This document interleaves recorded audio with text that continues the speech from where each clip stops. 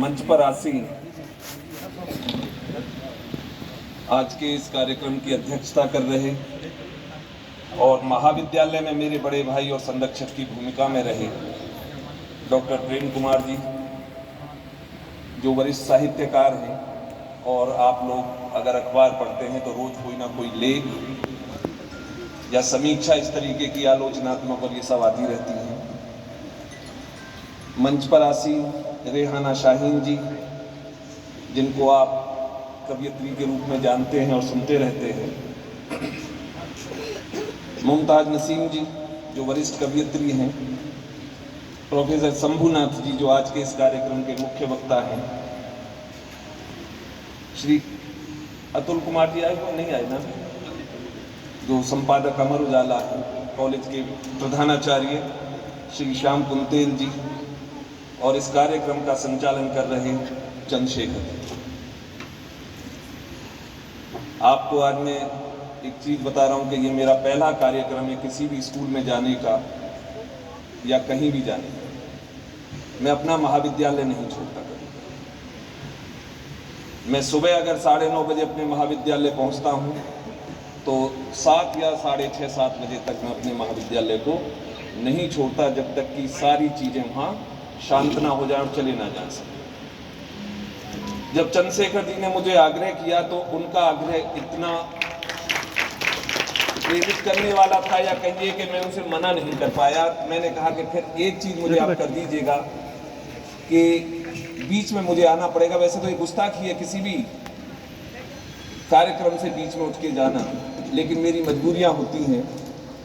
इस समय भी परीक्षा स्टार्ट करा के LLB की परीक्षा चल रही है। 11 बजे से वो परीक्षा थी, तो पहले उसका सारा अरेंजमेंट करके मैं तुरंत फिर यहाँ आया, और यहाँ मैंने चंद्रशेखर जी से यही कहा कि परीक्षा चल रही है और परीक्षा 11 से 1:30 बजे तक है। उस परीक्षा का समापन भी मेरे ही सामने हो जाए तो ज़्यादा अच्छा रहेगा। लेकिन आपके आग्रह को मैं टाल नहीं पाया और मैं आपके बीच हूँ। तो आज मुझे लगा कि मुझे वाकई में प्रोग्राम्स में जाना चाहिए। बड़े अच्छे अच्छे प्रोग्राम होते हैं और बड़े अच्छे अच्छे लोगों से मुलाकात हो जाती है। कूपमंडूक बने रहना भी अच्छा नहीं है कि हम महाविद्यालय ही ना छोड़ें और कहीं ना जाएं, तो बाद में पता लगी कि किसी को पता ही नहीं है कि हम कहाँ हैं और दुनिया कहाँ चल रही है। तो चंद्रशेखर जी, आज आपने मुझे एक रास्ता तो दिखाया है कम से कम, कि अगर अच्छा प्रोग्राम होगा, इस तरीके का होगा, तो मैं कोशिश करूँगा कि आप लोगों के बीच दोबारा भी आऊँ। ये जो मेधा सम्मान है हिंदी दिवस के अवसर पर, मैं साइंस का स्टूडेंट रहा हूँ, बॉटनी मेरा सब्जेक्ट रहा है, लेकिन मेरे फादर हिंदी के लेक्चर थे। तो लेक्चरर थे हिंदी के, और कविता भी लिखते थे और उपन्यास भी उनके हैं। उन्हीं के गुण शायद थोड़े बहुत हम में आए होंगे। हिंदी के प्रति प्रेम का वो, क्योंकि हम हिंदी मीडियम से ही पढ़े हुए हैं।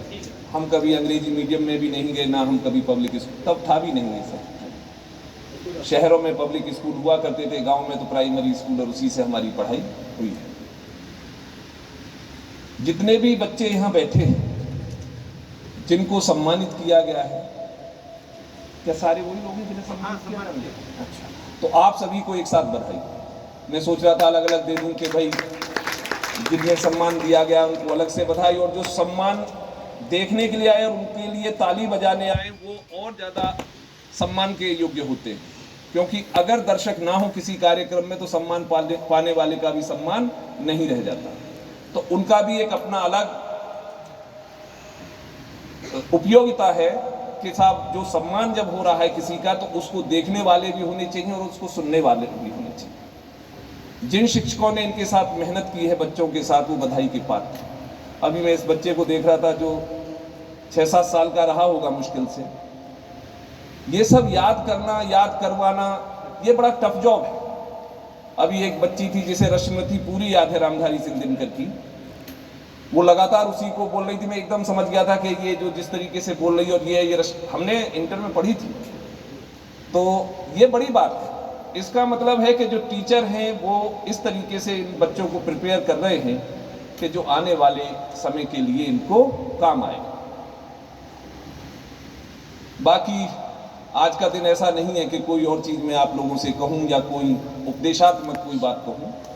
आप लोग भविष्य के प्रति आशान्वित रहिएगा और समाज के प्रति भी आप अपने दायित्वों के लिए तैयार रहिएगा, क्योंकि जो लोग समाज से कट के रहते हैं समाज उन्हें भी छोड़ देता है। समाज उनके पीछे नहीं चलता, समाज हमेशा उनके पीछे चलता है जो समाज के लिए कुछ करता है। तो अभी जैसे चंद्रशेखर जी ने बताया प्रिंसिपल साहब के बारे में, राजगांव के बारे में, ये बड़ी बात है कि कोई आदमी एक ऐसा सिरदर्द ले कि साहब ये जहाँ पब्लिक स्कूल और इनकी मारकाट मची हो वहाँ प्राइमरी स्कूल को कोई नहीं देखने जा रहा, ना ही कोई प्राइमरी स्कूल के लिए कुछ करने जा रहा है। हर आदमी बिजनेस माइंडेड हो रहा है और हर आदमी इसी उसमें मारकाट में मचा हुआ है कि मेरा बिजनेस या मेरा इनकम कैसे बढ़े। ऐसे दौर में अगर प्रिंसिपल साहब किसी पब्लिक प्राइमरी स्कूल को गोद लेते हैं तो आप समझ सकते हैं कि उनकी सोच कितनी अच्छी है और किस तरीके से वो समाज के लिए काम करना चाहते हैं। मैं उनके लिए धन्यवाद। सोचने में बहुत छोटा लगता है, लेकिन अपनी जेब का एक पैसा समाज के लिए खर्च करने में ये वही आदमी कर सकता है जो समाज से प्यार करता है। हम करोड़पति हो सकते हैं, हम अरबपति हो सकते हैं, लेकिन जब समाज का नाम आता है तो 1000 रुपए देने में भी हम अपने को हेल्पलेस पाते हैं कि क्या मतलब है साहब, क्या जरूरत है साहब, ये सारी चीजें। लेकिन एक समाज के लिए अच्छा पैसा खर्च करना, एक प्राइमरी स्कूल का रिनोवेशन कराना या और कोई काम किस तरीके के, तो आप लोगों से बस यही क्योंकि आप लोगों पे देश का भविष्य है। हम जानते हैं कि जो अभी हमारी ये पौध है ये वृक्ष बनेगी और ये देश को आगे बढ़ाने में सहायक होगी। आप सारी चीज़ों को बहुत ध्यान में रखते हुए, हिंट ही दे सकता हूँ मैं, बहुत ज़्यादा यहाँ खुले मन से नहीं बोल रहा हूँ, कि बहुत सारी चीज़ों को ध्यान में रखते हुए समाज को चारों तरफ से पढ़ते हुए अपना लक्ष्य निर्धारित कीजिएगा और उस लक्ष्य को कोई भटका ना पाए इस पे सदैव तत्पर रहिएगा। और आने वाले भविष्य में और अपने भविष्य को सुंदर बनाने के लिए बहुत सारी मेहनत की ज़रूरत है, बहुत सारे प्रयासों की ज़रूरत है। वो प्रयास आपके कम नहीं होने चाहिए और आप सुंदर भविष्य पाएं, ऐसी शुभकामनाओं के साथ आपका बहुत बहुत आभार। आपने मुझे बुलाया यहाँ पे, आपका धन्यवाद। जय हिंद।